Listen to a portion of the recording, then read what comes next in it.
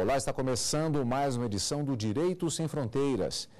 No ano 2000, a Organização das Nações Unidas, a ONU, lançou em Dakar, junto com 164 países, metas a serem atingidas que ficaram conhecidas como Objetivos de Desenvolvimento do Milênio. Dentre estas metas está a garantia da educação básica de qualidade para todos. A intenção era que, neste ano, 2015, os resultados fossem atingidos. Mas um relatório entregue no mês de abril mostra que, no mundo, a educação não é prioridade. Para nos ajudar a discutir sobre educação global, eu converso agora com Célio da Cunha, doutor em educação, e José Roberto Kovac, advogado e especialista em direito educacional. Antes, como sempre, vamos assistir a uma reportagem produzida pela equipe da TV Justiça sobre o tema da semana. Um terço dos países signatários alcançaram as metas voltadas à educação. Os números são altos. Apenas 47% das crianças têm acesso à educação pré-primária em todo o mundo. E nos países de baixa renda, essa porcentagem diminui para 17%.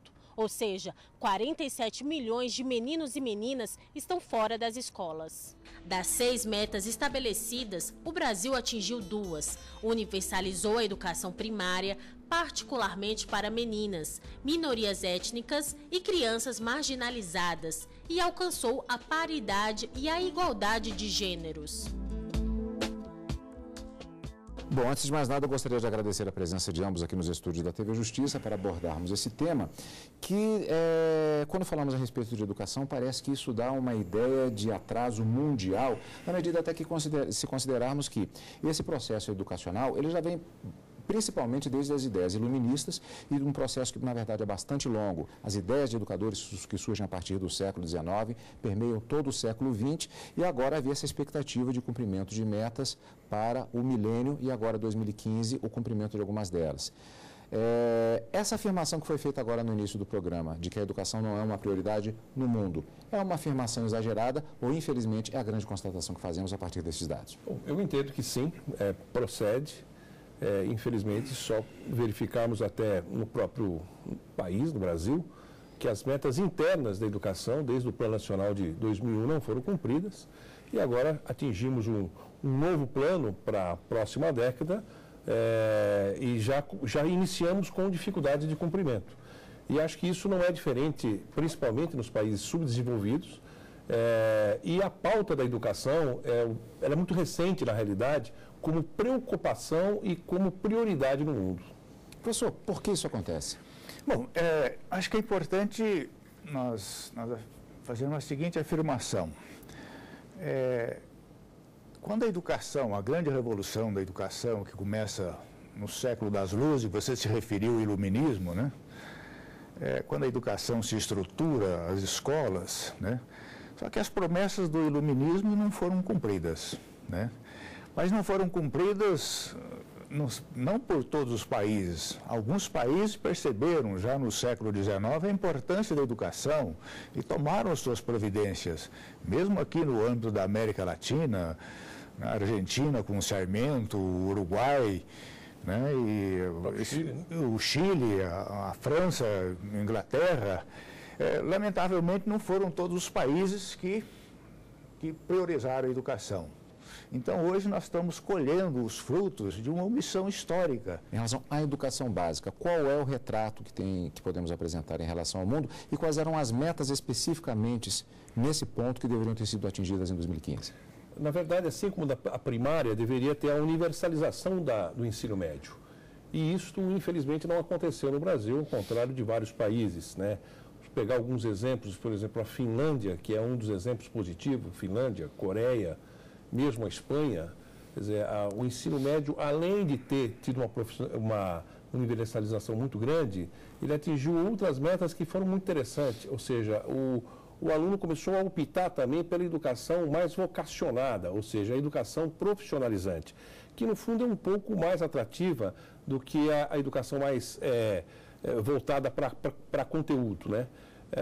E assim como o professor falou, procede realmente essa afirmação dos últimos 20 anos e, ao mesmo tempo, pelo menos agora, nós começamos a ter um sistema de avaliação que é importante, que praticamente não existia. Na década de 90 começou a existir um sistema de avaliação e hoje temas que não eram falados, como Enem, como PISA, IDEB, ou seja, já começam a ter indicadores em que a sociedade passa a discutir e comparativamente começa a verificar a qualidade, que nem sempre é boa, o PISA indica isso, quer dizer, o Brasil está muito abaixo disso, né? Mas que ao mesmo tempo já começa a estabelecer metas de qualidades e isso a sociedade passa a cobrar, o que é bastante importante. Nós temos diversas bases de dados que são ferramentas que são inestimáveis, principalmente para o trabalho de pesquisa. Mas muitas vezes, pegando primeiramente o exemplo do Brasil, não há um conhecimento da própria utilização dessas ferramentas que se tornam muito mais sofisticadas à medida que o tempo passa e com caminhos que, pela grande quantidade de informação, devem ser dominados. Antigamente tinha-se que entrar numa biblioteca e pesquisar pilhas e pilhas de documentos. Falta, como está, ou melhor dizendo, como está no mundo atualmente o conhecimento dessas ferramentas. Isso também é algo que tem que ser melhor gerido, tanto do ponto de vista do Brasil quanto do ponto de vista mundial. Começa com o professor. Eu acho que no Brasil nós temos ainda um problema, não é só a acessibilidade, mas principalmente a política de utilização, sobretudo o reconhecimento nos instrumentos de avaliação hoje, de curso ou mesmo de instituição, a possibilidade de utilizar a biblioteca digital, né? Hoje, cada vez mais ainda há uma exigência da biblioteca tradicional. Eu acho que esse é um grande problema que existe. E ainda há um certo preconceito no Brasil ainda, principalmente da modalidade à distância. Acho que se venceu bem, positivamente. O ensino à distância só não ampliou mais ainda por questões meramente regulatórias, mas a própria avaliação existente hoje dos alunos que fazem o curso na modalidade à distância, eles são muito bem avaliados em relação ao ENAD. Agora, até antes disso, você fez uma indagação que também me parece bastante importante, que é com relação principalmente à utilização das novas metodologias em função dos alunos que estão vindo. Hoje, o aluno não suporta mais a aula tradicional, e a substituição dessa aula tradicional pela utilização de tecnologia, ela é fundamental. Uma sala de aula nos melhores centros, vamos pegar primeiro os centros de excelência. No Brasil, ela é muito diferente de uma sala de aula em uma cidade europeia, por exemplo, uma universidade europeia, começando com o ensino superior? Acho que a sala tradicional ela vem se modificando, principalmente nesses grandes centros. Até o que se diz muito que uma sala de aula deveria ser como se fosse uma sala de uma residência, ou seja, deve ter as coisas básicas, deve ter televisão, deve ter um local diferenciado de espaço a fim de que o aluno possa interagir e conversar com o professor e não simplesmente ter essa postura passiva, né? Então, isso tem sido, inclusive no próprio modelo brasileiro, várias instituições de ensino médio e ensino superior têm trazido tecnologias diferenciadas e modalidades de ensino, não só de modalidade, mas de metodologia de ensino ativa, extremamente importante. A sala de aula, seja invertida, como se fala, ela já está começando a tomar corpo no Brasil. E isso tem feito que os professores, inclusive, mudem completamente o seu formato de dar aula e pensando muito mais, principalmente, como um facilitador nesse processo e não só como o tradicional professor ainda. Essa é uma área onde o Brasil ainda precisa fazer um grande avanço, que é a infraestrutura das escolas. Eu acho que aí, quando você compara as escolas do Brasil com outros países, com poucas exceções, há escolas no Brasil de primeiro mundo. Mas, lamentavelmente, a grande maioria das escolas ainda carece assim, de uma melhor infraestrutura. Vamos para os comparativos. Um professor na França, ou nos Estados Unidos, ou mesmo no Reino Unido, nesse ponto ele tem uma situação diferenciada em relação ao que acontece? Sim, como é que poderíamos comparar isso? Olha, é muito comum, em termos assim de, vamos dizer assim, em termos de remuneração anual. É muito comum remuneração de 25, 30 mil dólares por ano em muitos países europeus. Isso não acontece no Brasil. E eles lá também estão reclamando, a questão do magistério hoje é uma questão mundial, mas eles já têm um padrão. E eles lutam por isso, os movimentos sindicais são muito fortes. Eles não estão contentes com o padrão atual. Então, a questão de... A Unesco, inclusive, tem aí metas de valorização docente, que vem desde o ano de 1966, com aquela famosa declaração da Unesco e da OIT sobre a condição do professor, a condição do trabalho docente. Então, há uma luta mundial, há um movimento mundial. Agora, alguns países, e entre eles também o Brasil, que fez acho que dois avanços significativos. O primeiro foi com o Fundeb, que começou a eliminar os salários vis que se pagavam no Brasil. E depois o outro avanço foi o piso salarial, que lamentavelmente alguns estados ainda protestaram. E não estão cumprindo. E não estão cumprindo. Nós precisamos agora com o PNE, e qual é a meta do PNE? Uma meta importante, ou seja, elevar o salário do professor no mesmo nível das demais profissões que requerem assim, um nível idêntico de formação. Se essa meta for cumprir, ao menos em parte, e simultaneamente avaliando o professor, exigindo qualidade, eu acho que a sociedade cobrando, mas ao mesmo tempo, ou seja, priorizando a educação para melhorar a condição do trabalho docente, certamente nós poderemos chegar, por exemplo, no ano do segundo centenário da nossa independência, em 2022, numa situação bem mais confortável do que é de hoje. Nós vamos para um rápido intervalo, já vou adiantando um ponto que eu gostaria de perguntar, que é uma situação muito presente no mundo atual, que afeta diretamente a questão da educação, particularmente em determinadas áreas do globo, que é, acho que todos conhecem esta frase, que na verdade é o nome de um grupo bastante específico e que ela é autoexplicativa.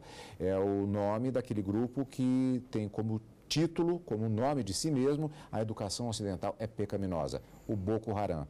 Esse tipo de mentalidade afeta esses números?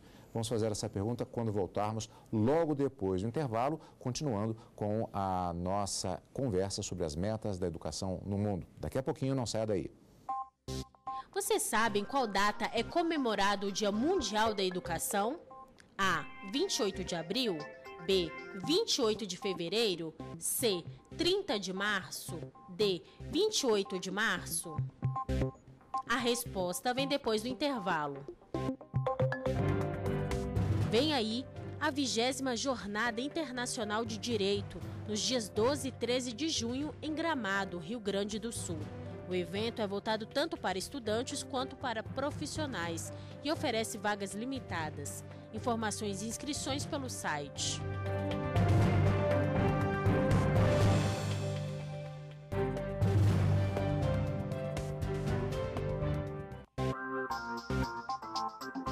Vocês sabem qual data é comemorado o Dia Mundial da Educação?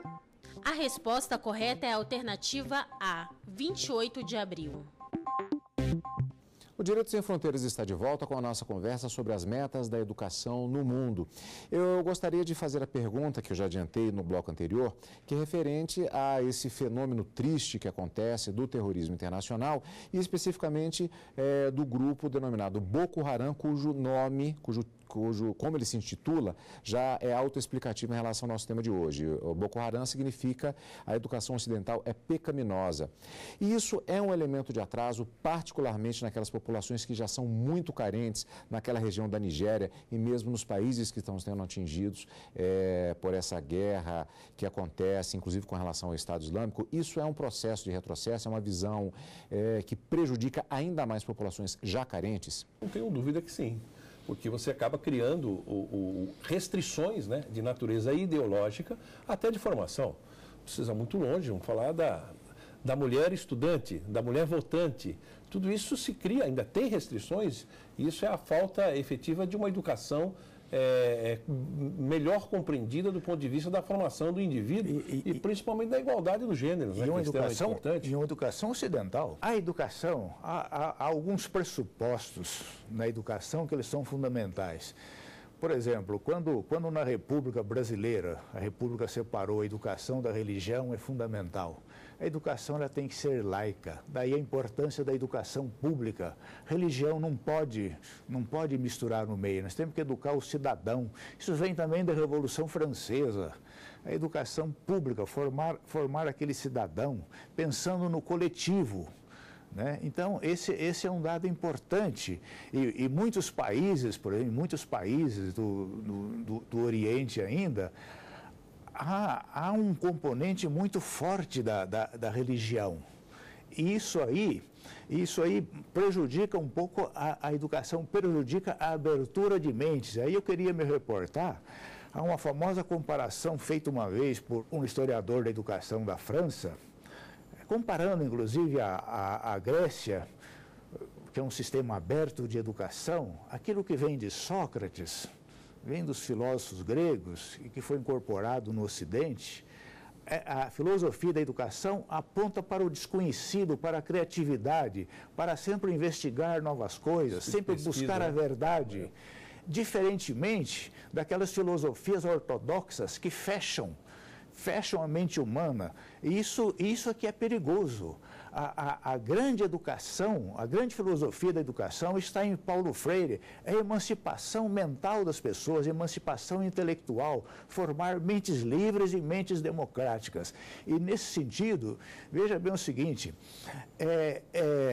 há uma colocação de um pensador da França, que agora eu não me recordo o nome dele, ele falou uma vez uma grande verdade. É muito difícil uma nação democrática atacar outra nação democrática, declarar guerra a outra nação democrática. Há um debate hoje em relação a um ponto específico, eu gostaria de fazer uma analogia, com relação, por exemplo, à própria questão da prática desportiva, que se tornou um elemento muito forte em termos até mesmo culturais e em termos de mídia. E há um questionamento que é feito da própria aplicação, por exemplo, da educação física, do ponto de vista do ensinamento do esporte como algo competitivo, de uma maneira exacerbada, e que isso se refletiria também em outras questões da educação. Seria a exacerbação da educação só sob o ponto de vista capitalista. O senhor concorda que, como acontece já um debate no meio acadêmico, a educação inclusiva e democrática, ele é um processo que ele tem de ser fortalecido e que vai contribuir para melhorar, inclusive, esses números? Claro. Nós temos na história da humanidade, algumas revoluções educacionais. Talvez a primeira delas começou lá no Egito, com a primeira escola há mais de 2.500 anos, a escola dos papiros, formar escriba. Talvez a segunda grande revolução, que a gente situa um pouco, talvez na época do iluminismo, né, quando a Alemanha e também a Áustria, o Frederico da Alemanha, né, aquela princesa da Áustria, Maria Teresa, né, que coloca o Estado na educação. Foi outra grande revolução da educação. E a grande revolução do momento é a inclusão. E essa revolução que o Brasil também fez com sucesso, e está fazendo com sucesso. Está colocando todas as crianças e adolescentes, nunca tantas crianças, adolescentes e adultos tiveram oportunidade de estudar. São mais de 60 milhões. Agora, claro que nós temos que cuidar da educação, da qualidade. Essa é a meta agora que está em aberto, né, que está à vista de todos. Né? Agora, até pós 15 anos, né, depois do encontro de todos os ministros, e agora novamente vai acontecer na Coreia, tem um tripé que é muito interessante que se coloca a necessidade da educação com equidade, com inclusão e com qualidade. E a inclusão é um tema extremamente importante e não é só exclusivamente em relação daqueles que estão fora dos bancos escolares em função da idade, mas principalmente portadores de necessidades especiais, pessoas com deficiências e com dificuldades, os negros, os índios, né? E acho que o Brasil, nesse ponto, até fez uma grande revolução. Acho que o Programa Universidade para Todos foi uma experiência extremamente válida. Trouxe para o ensino universitário alunos que dificilmente teriam condições, as cotas, inclusive, né? de estudar. As cotas foi uma outra medida realmente necessária. E, ao mesmo tempo, se observa um grande esforço hoje, e aí como política realmente pública, no sentido de adequar até as questões de infraestrutura para que esse aluno tenha condição de ter locomoção. Então, eu acho que esse tema da inclusão ele é importante. O professor coloca uma coisa que eu acho que é essencial. Infelizmente, ainda, ao contrário de alguns países, a educação não é só a questão da prioridade, mas ainda não se tornou uma política de Estado e principalmente de cooperação entre os entes federativos. E ainda tem a inclusão dos jovens adultos. O país ainda tem muito analfabeto ainda e necessitando ainda de ter acesso à educação. Esse é outro grande desafio. Gostaria de pegar esse gancho que é com relação à reunião que está planejada para acontecer agora, no mês de maio, na Coreia do Sul. Quais são as prioridades que os senhores acreditam? É possível se estabelecer prioridades que devem ser colocadas neste encontro? Bom, eu acho que uma coisa que não se pode deixar, e aí um dos objetivos do encontro é esse, não adianta simplesmente expandir a educação. Ela precisa expandir com qualidade. Isso é essencial em todos os níveis. Não adianta nós termos número de alunos, mas ao mesmo tempo com analfabeto funcional, alunos sem condições básicas de habilidade. Então, acho que uma da questão é essa. Acho que outro ponto importante, e principalmente o Brasil ainda não está avançando, embora já existem metas nesse sentido, é o aluno ter jornada integral na escola. Eu acho que esse já passou a época de alunos estudando, trabalhando com 10, 12 anos. O local hoje de estudo, no PNE, né? que também está no PNE. Acho que esse também é uma meta extremamente importante. E acho que hoje não se pode fugir da meta da sustentabilidade, né? Nós vivemos um mundo, estamos aqui passando no Brasil um problema sério de água, e a educação visando a sustentabilidade do planeta e eliminando a pobreza, eu acho que são pontos que são essenciais a discutir para os próximos 15 anos. Gostaria de fazer uma colocação sobre isso. Veja bem o seguinte, ele ainda falou agora há pouco, Cavaco, importante da quantidade de analfabetos, de adultos aí que ficaram com a trajetória incompleta no ensino fundamental, no ensino médio, né? E eu acho que essa reunião da Unesco agora em maio, na Coreia, a inclusão continua a ser uma meta altamente prioritária.